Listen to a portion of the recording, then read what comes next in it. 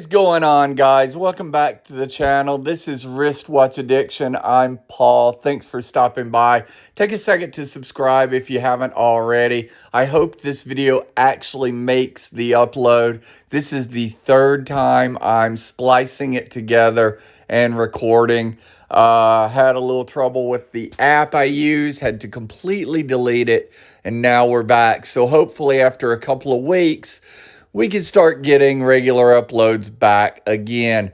I've got a few things in front of me to do a strap change together on this 1972 Omega Speedmaster Mark II. You see before me this one on a StrapsCo's strap, a Nubuck camo that is really cool. I'll put a link in the description for that. Next to it is the bracelet I'm going to be putting on. This is a new vintage Beads of Rice by StrapsCo. Really cool looking bracelet. I saw the Instagram post pop up. I immediately shot an email off to Haley over at StrapsCo. Haley, awesome. She sent me one of these guys to try.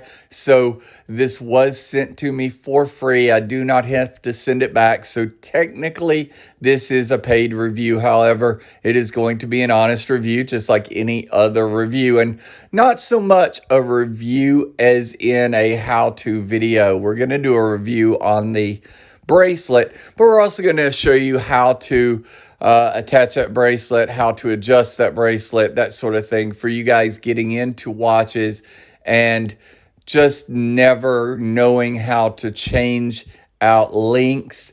This maybe will be a little informative. So if it is, drop a like on the video. I really appreciate it. And if you do enjoy that, we'll do more of these in the future.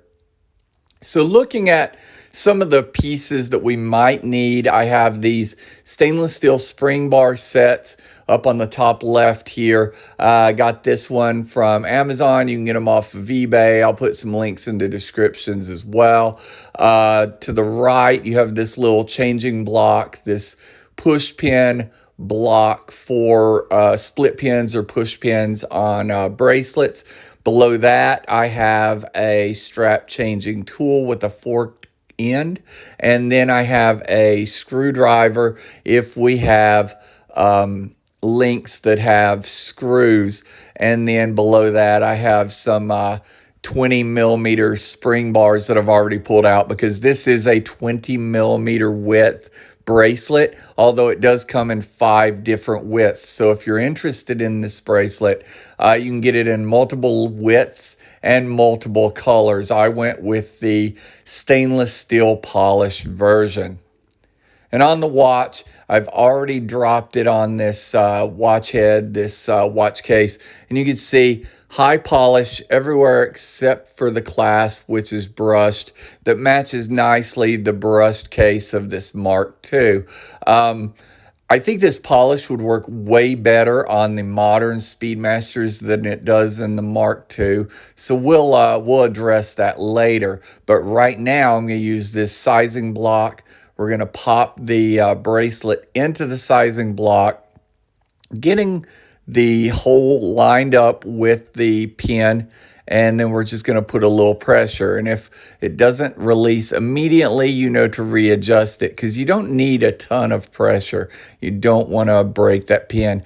Removing the pin out of the bracelet just comes right off. Super simple. So we're going to repeat that process on this side as many times as we need, and then we'll do the same on the other side.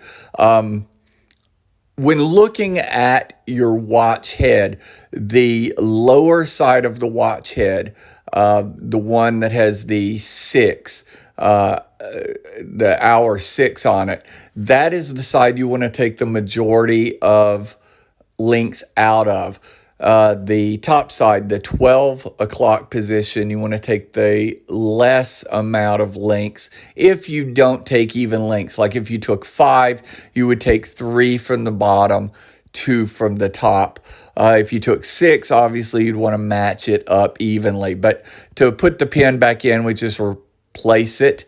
Reversing the process, use the thin end of the split pin going into the wider end of the hole. And this bracelet, as well as most, will have an arrow on the back showing you which way to go. I didn't push the pin all the way in because I don't know if that we're going to adjust it any further yet. We are going to adjust it further, but as I said, we're going to do this side now. So jumping into this side, we do the exact same thing. Find that hole, find the direction we need to push the pin out, and just do it. The split pins are fairly easy to remove.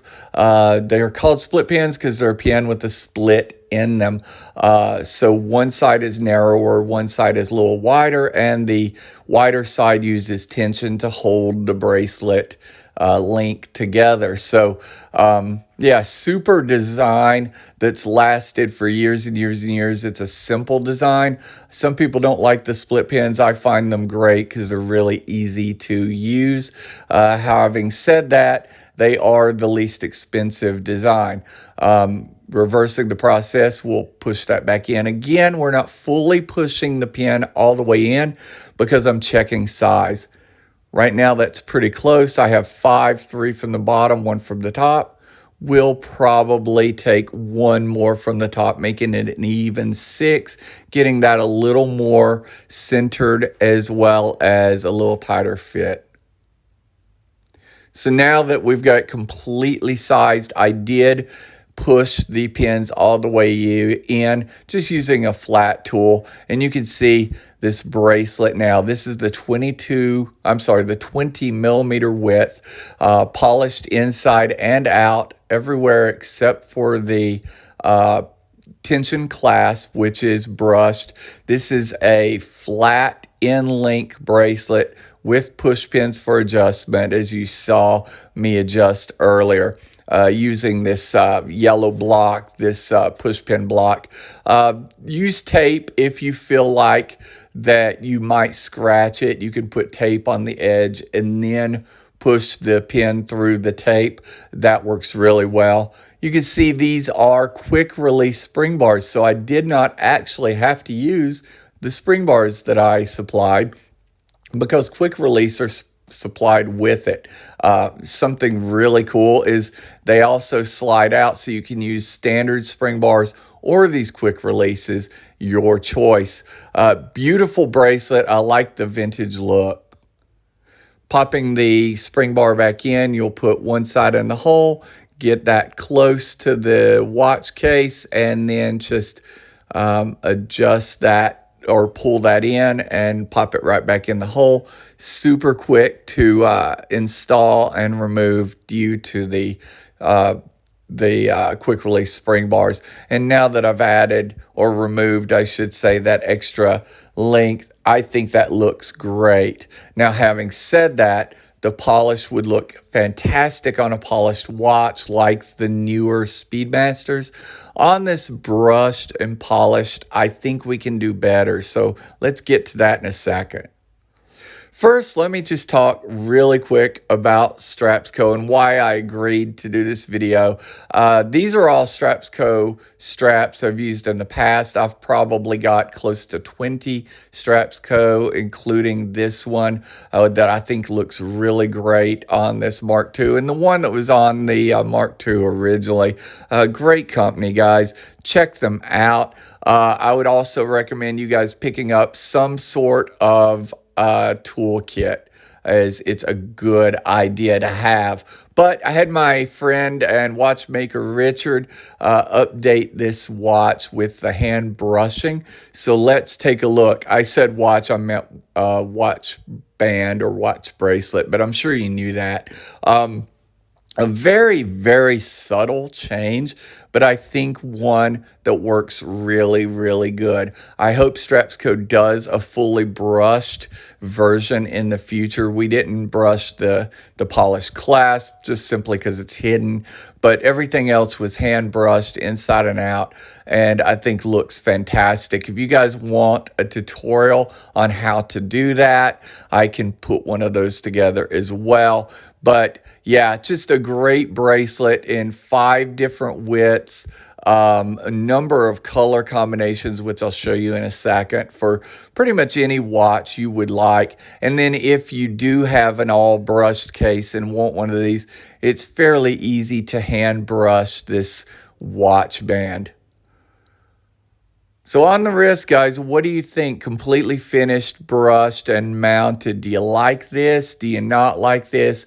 Let me know. I actually really love it. It's probably my favorite watch band on this watch so far. But you guys be the judge. Let me know in the comments.